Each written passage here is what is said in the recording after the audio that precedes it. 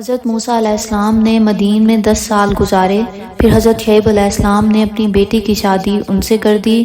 اس کے بعد آپ نے حضرت شعیب علیہ السلام سے اجازت لی، آپ نے انہیں اپنی بیٹی کو ساتھ لے جانے کی اجازت دے دی۔ انہوں نے بکریوں کا ایک ریوڑ اور کچھ سامان بھی ساتھ دیا۔ اس طرح آپ مصر کی طرف روانہ ہوئے۔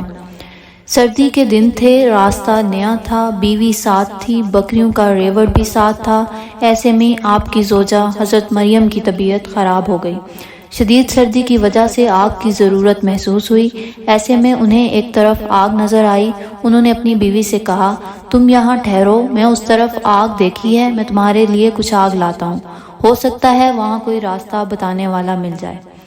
اس سے پہلے آپ چکمکاک سے رگڑ کر آگ جلانے کی کوشش کرتے رہے تھے، آگ نہ جل سکی، اس لیے انہیں اس طرف جانا پڑا جس طرف آگ نظر آئی تھی۔ آگ دیکھ کر آپ کو خوشی کا احساس ہوا تھا، کیونکہ آپ کا خیال تھا کہ آپ راستہ بھول گئے ہیں۔ وہاں پہنچ کر آپ نے قدرت کا ایک عجیب نظارہ دیکھا۔ کوہ طور پر ایک درخت میں بہت زور کی آگ لگی ہوئی تھی۔ آگ جس قدر بھڑکتی تھی، درخت اتنا ہی سرسبز نظر آتا تھا۔ مطلب یہ کہ اس آگ سے درخت جل نہیں رہا تھا، سرسبز ہو رہا تھا۔ اس سے زیادہ عجیب نظارہ اور ہو بھی کیا سکتا تھا۔ اب موسیٰ علیہ السلام آگے بڑھے۔ وہ سوچ رہے تھے کوئی جلتی ہوئی شاخ نیچے گر جائے تو وہ اسے اٹھا کر لے جائیں۔ وہ جوں جوں آگے بڑھتے گئے، درخت آگے سرکتا گیا۔ حیرت کے اس عالم میں ایک آواز آئی، اے موسیٰ، یقیناً میں تیرا رب ہوں، سو تو اپنی دونوں جوتیاں اتار دے، کیونکہ تو طوا نامی مقدس میدان میں ہے۔ اس وقت حضرت موسیٰ علیہ السلام نے کہا، میں حاضر ہوں، میں تیری آواز سنتا ہوں، آہٹ بھی پاتا ہوں، مگر یہ دکھائی نہیں دیتا کہ تو کہاں ہے۔ آواز آئی، میں تیرے اوپر ہوں، میں تیرے ساتھ ہوں، تیرے سامنے ہوں، تیرے پیچھے ہوں، اور تیری جان سے زیادہ تیرے نزدیک ہوں۔ اس وقت حضرت موسیٰ علیہ السلام کی کیفیت یہ تھی کہ اپنے ایک ایک بال سے اللہ کا کلام سن رہے تھے۔ مطلب یہ کہ یہ سننا صرف کانوں سے نہیں بلکہ بدن کے تمام اعضاء سے ہوا۔ اس کا مطلب یہ تھا کہ جس چیز کو آپ آگ سمجھ رہے تھے وہ آگ نہیں بلکہ اللہ تعالیٰ کی ایک تجلی تھی۔ یہاں سوال یہ بھی ہے کہ موسیٰ علیہ السلام کو کیسے یقین ہوا کہ یہ آواز اللہ تعالیٰ ہی کی ہے؟ اس کا جواب یہ ہے کہ اللہ تعالیٰ نے آپ کے دل کو اس پر مطمئن کر دیا تھا، یعنی وہ یقین کر لیں کہ یہ آواز اللہ تعالیٰ کی ہی ہے۔ دوسرا یہ کہ بدن کے تمام اعضاء کانوں کے ساتھ سننے میں برابر شریک تھے۔ اس سے بھی سمجھا گیا کہ یہ اللہ تعالیٰ کی آواز ہے۔ جوتیاں اتارنے کا حکم اس لیے ہوا کہ تعظیم کرانا مقصد تھا، جیسا کہ کعبہ شریف میں جاتے وقت جوتیاں اتاری جاتی ہیں۔ اس وادی کا نام طوا تھا۔ اللہ تعالیٰ نے زمین کے خاص خاص حصوں کو اپنی حکمت سے خاص شرف بخشا ہے، جیسے بیت اللہ، مسجد نبوی، مسجد اقصیٰ۔ وادی طوا بھی انہی مقدس مقامات میں سے ہے جو کوہ طور کے دامن میں ہیں۔ اب اللہ تعالیٰ نے فرمایا، اب آپ میری وحی کو کان لگا کر سنیں، میں ہی معبود ہوں اور کوئی نہیں۔ آپ صرف میری عبادت کے لیے ہیں، کسی اور کی کسی قسم کی عبادت نہ کرنا۔ میری یاد کے لیے نماز قائم کرنا، یہ میری یاد کا بہترین طریقہ ہے۔ اس کے ساتھ ہی اللہ تعالیٰ نے آپ کو 2 معجزے عطا فرمائے۔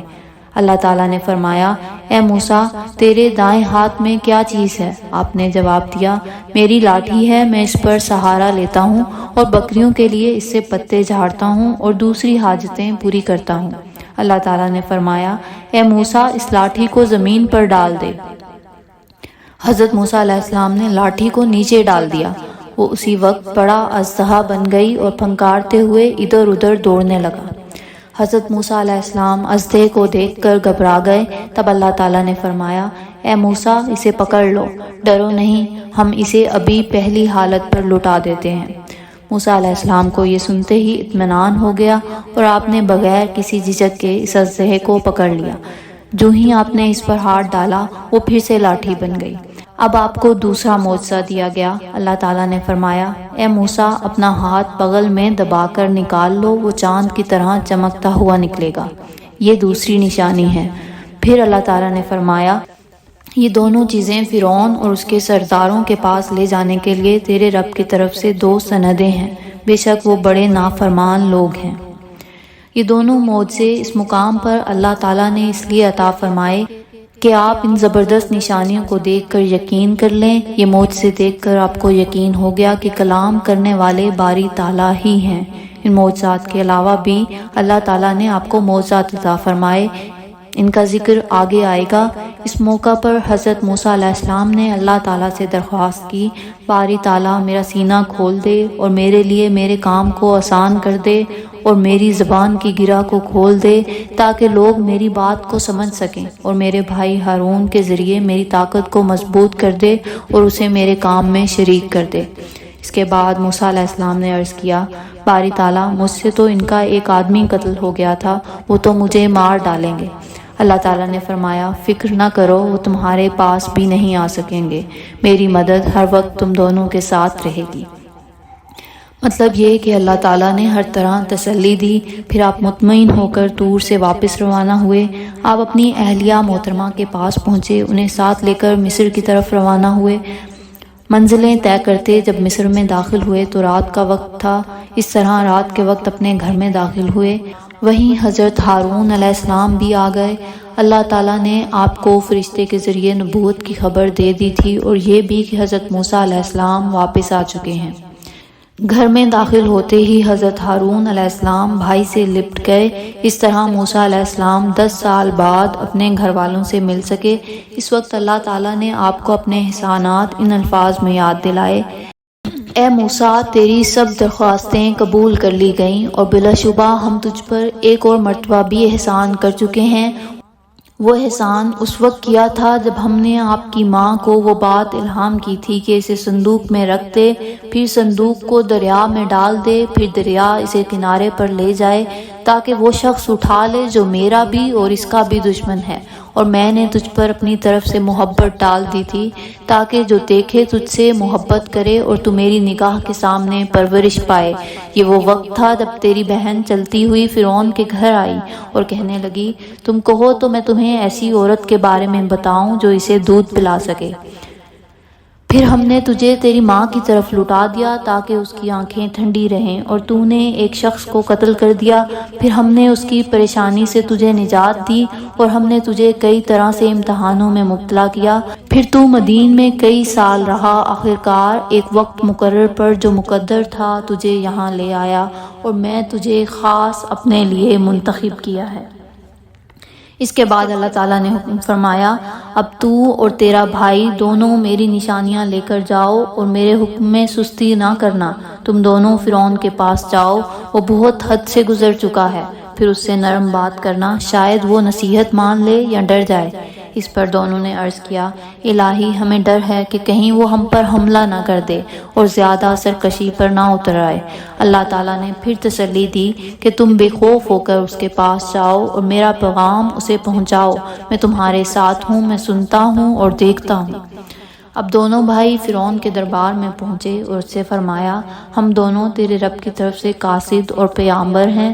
فرعون نے پوچھا، تمہارا رب کون ہے؟ موسیٰ علیہ السلام نے فرمایا، ہمارا رب وہ ہے جس نے ہر چیز کو اس کی صورت دی، پھر راہ سجائی۔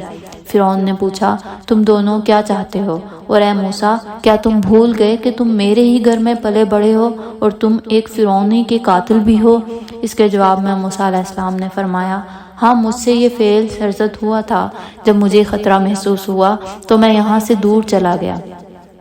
یہ میرے رب نے مجھے حکمت عطا فرمائی، ہم رب العالمین کے بھیجے ہوئے ہیں، اور رہا وہ احسان جو تو جتلا رہا ہے، اس کا جواب یہ ہے کہ تو نے سارے بنی اسرائیل کو غلام بنا رکھا ہے، ان پر طرح طرح کے ظلم کرتے ہو۔ اس کے نتیجے میں ایسا ہوا کہ تقدیر نے مجھے تمہارے گھر پہنچا دیا اور جو کچھ اللہ کو منظور تھا وہ ہو گیا، اس میں تمہارا کوئی احسان نہیں۔ اس کے بعد آپ نے فرعون سے یہ 2 باتیں کی، تم خود ایمان لے آؤ اور بنی اسرائیل کو آزاد کر دو۔ بنی اسرائیل دراصل ملک شام کے باشندے تھے اور وہاں جانا چاہتے تھے، لیکن فرعون انہیں وہاں جانے نہیں دیتا تھا۔ اس طرح 400 سال سے وہ اس کی غلامی میں زندگی بسر کر رہے تھے۔ حضرت موسیٰ علیہ السلام نے فرعون سے کہا، میرا رب سب کا مالک ہے، سب کا خالق ہے، سب پر قادر ہے، سب کا معبود ہے، وہ اکیلا ہے، اس کا کوئی شریک نہیں۔ یہ آسمان اور زمین، چاند اور سورج اسی نے بنائے ہیں۔ یہ سن کر فرعون اپنے درباریوں کی طرف رخ کر کے بولا، سنا تم نے یہ میرے سوا کسی اور کو خدا مانتا ہے۔ اب حضرت موسیٰ علیہ السلام نے فرمایا وہ تمہارا اور تمہارے باپ داداؤں کا پروردگار ہے، اور اے درباریوں اگر تم آج فرعون کو خدا مانتے ہو تو پھر فرعون سے پہلے جہاں والوں کا خدا کون تھا، اور اس کے وجود سے پہلے زمین اور آسمان موجود تھے تو ان کا خدا کون تھا؟ بس وہی میرا رب ہے اور وہی تمام جہانوں کا رب ہے۔ فرعون سے کوئی جواب نہ بن پڑا تو کہنے لگا یہ شخص یقیناً دیوانہ ہے۔ حضرت موسیٰ علیہ السلام نے فرمایا سنو، میرا رب مشرق اور مغرب کا اور ان کے درمیان تمام چیزوں کا رب ہے۔ اگر تم اس بات کو سمجھو، وہ سورج کو مشرق سے نکالتا ہے اور مغرب میں غروب کرتا ہے۔ اگر تو اپنے خدائی کے دعوے میں سچا ہے تو ذرا ایک دن اس کے خلاف کر کے دکھا دے، سورج کو مغرب سے نکال کر دکھا دے اور مشرق میں غروب کر کے دکھا دے۔ یہ سن کر فرعون کے ہوش اڑ گئے۔ اس نے سوچا حضرت موسیٰ علیہ السلام کی یہ روشن دلیلیں سب لوگوں پر اثر کر جائیں گی۔ یہ سوچ کر وہ بولا اگر تو نے میرے علاوہ کسی اور کو معبود بنایا تو میں تجھے قید میں ڈال دوں گا۔ اس پر حضرت موسیٰ علیہ السلام نے فرمایا اور اگر میں تیرے سامنے کوئی معجزہ لے آؤں؟ فرعون نے فوراً کہا ٹھیک ہے، اگر تو اپنے دعوے میں سچا ہے تو اپنے معجزات پیش کر۔